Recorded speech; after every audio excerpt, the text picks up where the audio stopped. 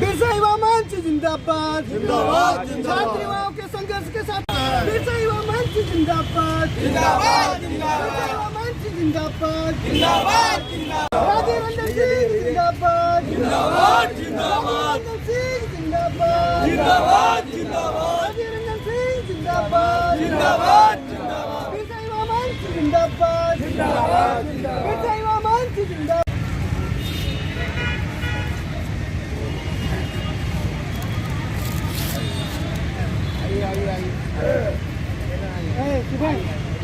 हम लोग जो भी कर रहे हैं समझिए न कर रहे हैं।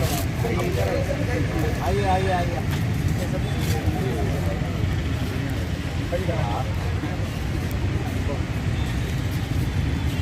भाई के लिए मिठाई मिल रहा है पता है। हाँ यहाँ का लोग जो लोकल भाषा को लेकर के जो था जो यहाँ का बाहर चल जाए जल्दी लेट मत करिए। वो बड़ा लड़ाई लड़ा इसलिए आपको भेजे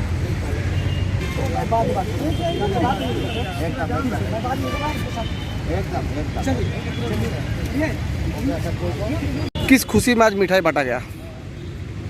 एक्चुअली आज कार्यक्रम का मुख्य उद्देश्य ये था कि माननीय उच्च न्यायालय और झारखंड सरकार को धन्यवाद ज्ञापन बिरसा युवा मंच के तरफ से दिया जाए कि आपको जैसा पता है कि नियोजन नीति की लड़ाई विगत 1.5 सालों से झारखंड में चल रही थी। सरकार ने हिंदी उसके बाद अंग्रेजी माने इंग्लिश हिंदी और संस्कृत इनको नियोजन नीति से हटा दिया था। इसके चलते झारखंड के कई क्षेत्रों के रहने वाले हम समझते हैं कि 80% झारखंड के लोगों को झारखंड के युवाओं को दिक्कत हो रही थी। इसकी लड़ाई चल रही थी। माननीय उच्च न्यायालय के फैसला आने के बाद सरकार ने परसों दिन कैबिनेट की बैठक करके नियोजन नीति को बदल दिया। नियोजन नीति में हिंदी इंग्लिश और संस्कृत को ले आया। जैसा हमें समाचार पत्रों से पता चला कि सरकार ने इसके लिए सर्वे भी कराया और सर्वे के दौरान 70% लगभग हुआ का कहना था ये कि जो सरकार की पुरानी नियोजन नीति थी वो लाई जाए, मतलब हिंदी अंग्रेजी और संस्कृत को लाई जाए। ये बहुत स्वागत योग्य कदम है।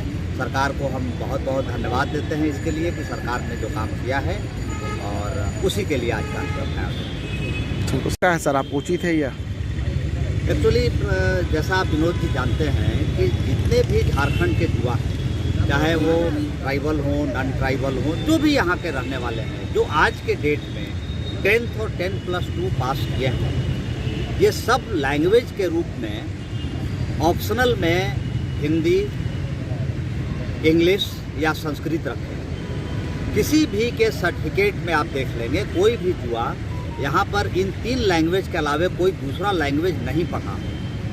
तो अगर हमारे सारे युवा यही 3 लैंग्वेज पढ़े हैं तो अगर हम परीक्षा लेते हैं इन 3 लैंग्वेज को माइनस करके तो युवाओं के साथ बेईमानी होगा, क्योंकि जिस लैंग्वेज की आप पढ़ाई ही नहीं कराए हैं उस लैंग्वेज के आप एग्जामिनेशन कैसे लेंगे, और उस लैंग्वेज में एग्जामिनेशन लेने के बाद उसके आधार पर आप मेरिट लिस्ट बनाते हैं। तो ये सरासर हमको लगता है कि युवाओं के साथ नाइंसाफ़ी होगी, क्योंकि जिन राज्यों में लोकल लैंग्वेज रखा गया है, जैसे आप देखते हैं कर्नाटका में कन्नड़ है, बंगाल में बंगला है, तो पहले सरकार इसकी पढ़ाई कर सकती है। 10th में वहाँ पर कन्नड़ लैंग्वेज रखना ज़रूरी है। बंगाल में 10th में बंगला लैंग्वेज रखना मैंडेटरी है। हमारे यहाँ ऐसी कोई व्यवस्था नहीं है। अभी तक यहाँ जो भी युवा पास किए हैं वो हिंदी से ही पास किए हैं, हिंदी रखे हैं। और हम लोग के समय से ही, क्योंकि मैं खुद एक झारखंडी हूँ, हम लोग जब मैट्रिक पास किए थे तो हिंदी ही रखे थे, हिंदी और अंग्रेजी। आज जो भी युवा हमारे 10th पास हैं वो सब हिंदी इंग्लिश से पास किए हैं। तो ऐसे में इस लैंग्वेज को हटाना मेरे समझ से युवाओं के प्रति बहुत ही नाइंसाफ़ी था। सरकार ने युवाओं की जनभावनाओं को समझा है। मैं सरकार से यही गुजारिश करूंगा कि इस लैंग्वेज को तब तक ना हटाए जब तक कि झारखंड में रीजनल लैंग्वेज की पढ़ाई ना होने लगे, जब तक कि झारखंड में रीजनल लैंग्वेज यंग लोग एडॉप्ट नहीं करने लगे, तब तक सरकार नियोजन नीति में हिंदी को किसी भी हालत में नहीं हटाए। मेरी सरकार से गुजारिश है। और एक बार पुनः सरकार को बहुत बहुत बधाई धन्यवाद कि उन्होंने छात्रों की जनभावनाओं को समझा और हिंदी को लाया। Thank you.